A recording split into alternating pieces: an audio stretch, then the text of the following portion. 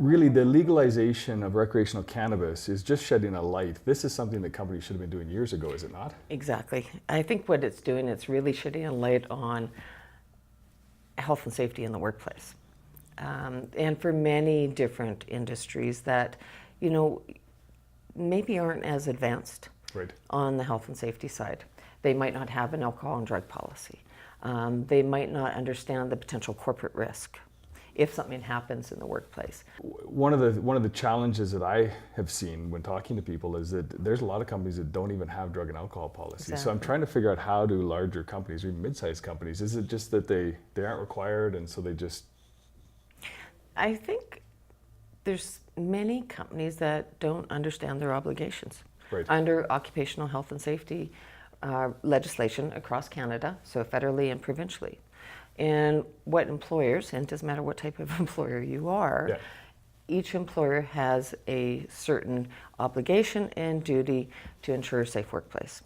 And that's from a number of perspectives. So maybe one of the reasons that they're not aware is that there hasn't been an issue. Right. Yeah, okay. However, if there is an issue and they do end up with a lawsuit, they need to also ensure due diligence. Right. And part of the due diligence process is we have an alcohol and drug policy. We've identified, set our corporate standards. They've identified the risks in the workplace. They've trained their leaders, and their employees are aware and understand and have signed off on their alcohol and drug policy. And that's the interesting thing. I've talked to some large organizations that have surprisingly said they don't have a drug and alcohol policy. There really is you don't have to have a drug and alcohol policy. Is that correct? Or do you have to? Your employees need to understand what the corporate expectations are. Right.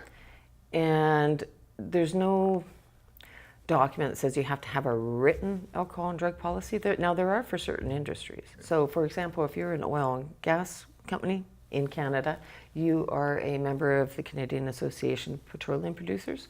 There's certain standards. Right. And there are in certain industries, depending on the association that you're with or that you may subscribe to. However, for other employers and smaller and mid-sized employers, there might not be a written requirement to have an alcohol and drug policy. However, having said that, it is in their best interest to have their corporate expectations or their business expectations when it concerns alcohol and drugs written down, transparent, so that employees understand what those are.